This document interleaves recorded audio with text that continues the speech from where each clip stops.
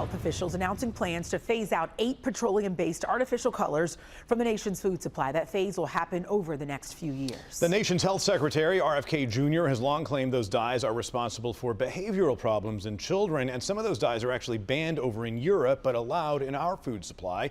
Elena Athens, live now in Raleigh. And Elena, you're talking to a cake baker who would be negatively impacted by the removal of those dyes and a nutritionist and mom who's really in favor of it. Yeah, we got folks on both sides of this. The owner of this macaroon shop says that she does work with plant-based food coloring, but unless you're using food dyes, she says it's very hard to get these bright, vivid colors like the ones you are seeing right here. It's one of our best sellers. Allison Vick owns Little Blue Macaroon. We were there as she was whipping up a crowd favorite, these Fruity Pebbles macaroons, which does use Red 3 artificial coloring. Adding color really makes things pop and it really makes things sell. That ingredient is also frequently used in red velvet cake.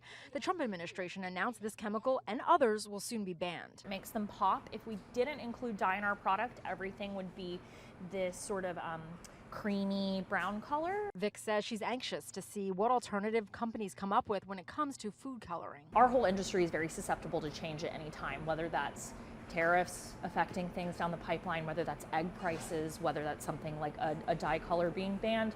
So we are very able to quickly adapt and change. Dr. Lindsay Smith-Taylor is a mom of 2 and nutritionist with UNC Department of Public Health, as well as the co-director of the Global Food Research Program.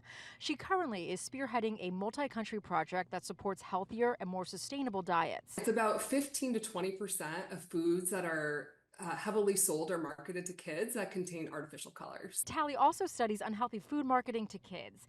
When it comes to her own children, she tries to avoid as much as possible artificial coloring. We would view those more as special treats. She supports the federal changes, but also feels the new rules don't go far enough or will shift people's mindset. We're also thinking about other potential preservatives, other chemical ingredients.